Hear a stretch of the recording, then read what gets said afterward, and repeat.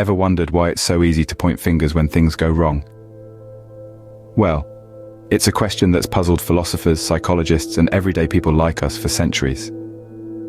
Let's dive into the fascinating world of blame, the common human tendency to shift responsibility when faced with failure or mistakes. We all do it, don't we?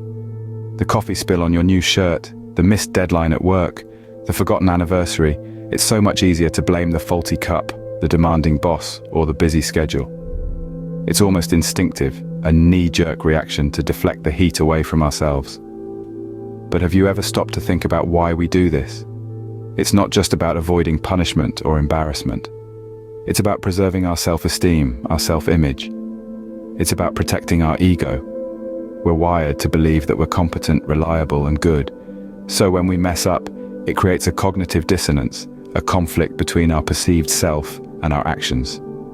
And to resolve this conflict, we play the blame game. It's easier to attribute our mistakes to external factors than to accept that we might be at fault. But here's the twist. The blame game, while it might protect our ego in the short term, has serious implications for our personal growth in the long run. By blaming others, we're essentially giving away our power, the power to change, to improve, to grow. We're telling ourselves that we're at the mercy of external circumstances, that we're not in control of our actions or their outcomes.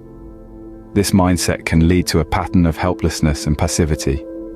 It can stifle our ability to learn from our mistakes, to develop resilience, to build strong relationships. It can prevent us from becoming the best version of ourselves.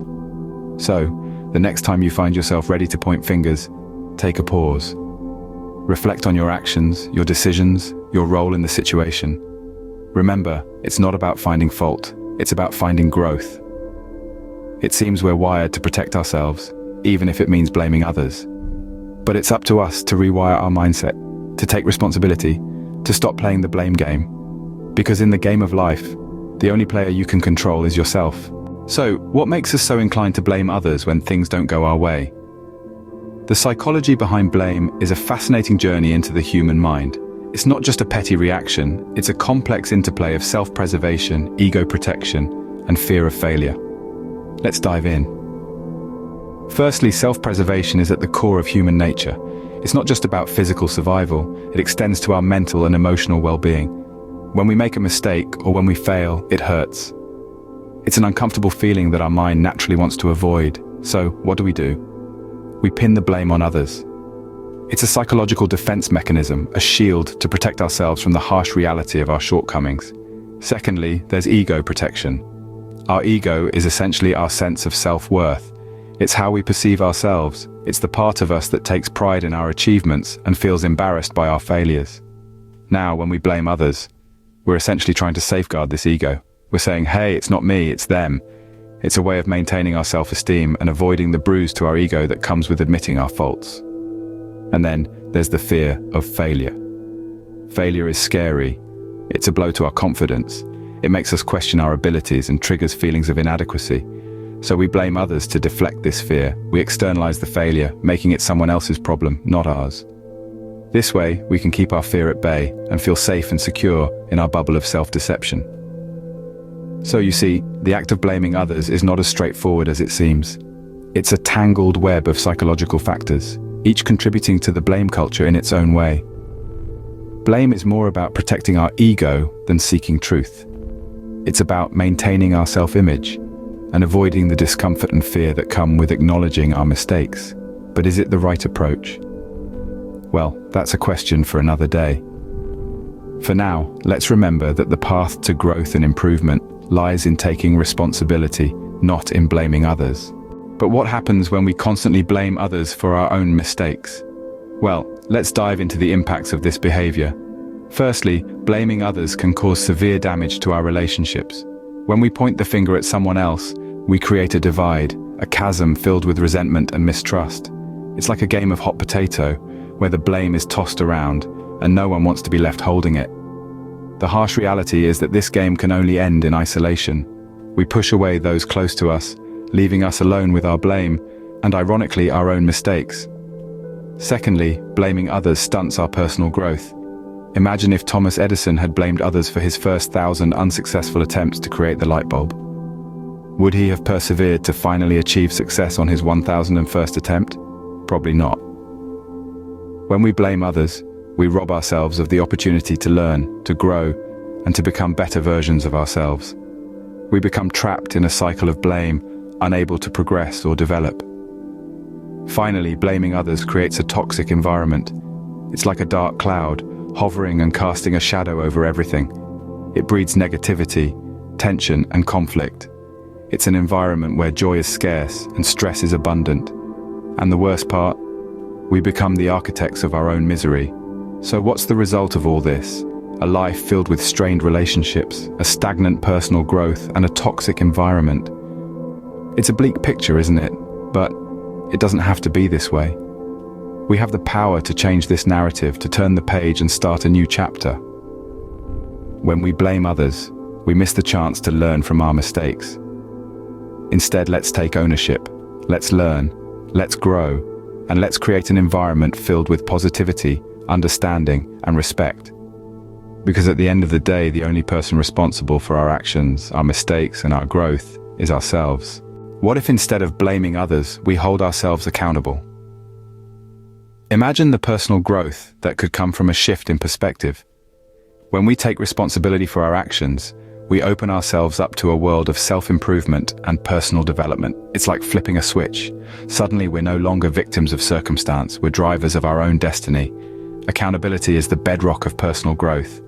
It enables us to look inwards and identify our strengths and weaknesses. It allows us to understand that our actions, our decisions, and our responses are entirely within our control, and this understanding is incredibly empowering. It allows us to learn from our mistakes, to adapt and to grow. It nurtures resilience, fosters self-confidence, and builds character. But the benefits of accountability don't stop at personal development. They extend to our relationships as well. When we stop pointing fingers and start owning up to our actions, we cultivate respect and trust. We become more reliable, more dependable. Our relationships, whether they're personal or professional, improve as a result. Because accountability isn't just about us. It's about how we interact with the world around us. Furthermore, accountability contributes to a healthier mindset. It helps us to let go of the negative, to focus on the positive. It encourages us to strive for better, to push ourselves, and to always aim high. Accountability breeds positivity, and positivity in turn breeds happiness. The importance of introspection in accepting responsibility cannot be overstated. It's through introspection that we truly understand ourselves, our actions, and their consequences. It's through introspection that we learn to take responsibility, to hold ourselves accountable, and to grow from our experiences. So let's make the shift. Let's stop the blame game and start taking responsibility. Let's embrace accountability, and let's reap the benefits it has to offer. Remember, accountability isn't about punishment. It's about understanding. It's about growth. It's about empowerment. Taking responsibility for our actions empowers us to make positive changes. It's time to harness the power of accountability. And it starts with you. So how can we break this cycle of blame and start taking responsibility? Life, as we know, doesn't come with a playbook, and it's quite easy to find ourselves embroiled in the blame game. But rest assured, there are practical ways to break this cycle. First and foremost, it's all about self-awareness. It's about understanding our own actions, feelings, and motivations. It's about recognizing when we're shifting the blame, and why. Are we trying to protect our ego? Are we afraid of admitting we were wrong? This self-awareness is the first step towards breaking the blame cycle. It's like switching on a light in a dark room. Suddenly, all those shadows of doubt and fear aren't so intimidating anymore. Next, seek feedback. It might seem scary, opening ourselves up to criticism. But remember, feedback isn't about pointing out flaws, it's about growth. It's about understanding how our actions impact others and finding ways to improve. So, don't be afraid to ask for feedback.